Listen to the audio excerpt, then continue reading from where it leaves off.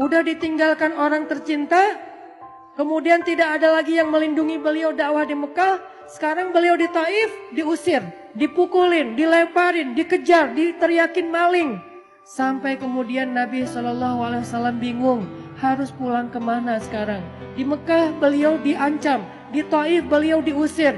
Akhirnya Rasulullah SAW diam-diam masuk ke kota Mekah dan tidur di depan Ka'bah.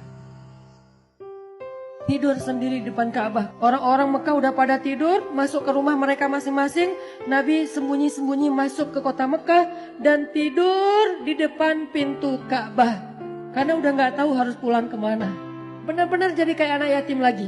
Makanya Allah berfirman, Alam yajidka yatiman fa'awa. 2 kali Nabi ngerasain nelangsanya jadi anak yatim. Pertama nelangsa ditinggalkan ayah, ibu dan kakeknya. Kemudian nelangsa ditinggalkan paman dan istrinya. Sehingga Nabi SAW akhirnya tidur di depan Ka'bah. Sebetulnya bukan tidur, beliau sholat di depan Ka'bah, minta pertolongan kepada Allah. Ya Allah, saya harus kayak gimana?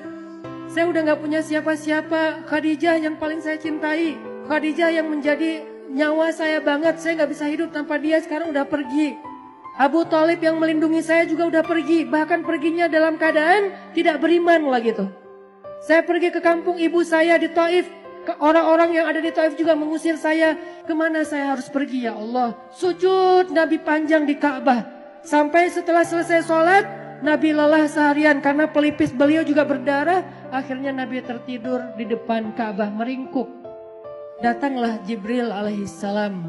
Kemudian malaikat Jibril memanggil Rasulullah SAW sembari duduk di sebelah beliau dengan panggilan kasih sayang, dengan panggilan yang kasihan. Ya Rasulullah, Nabi masih tidur.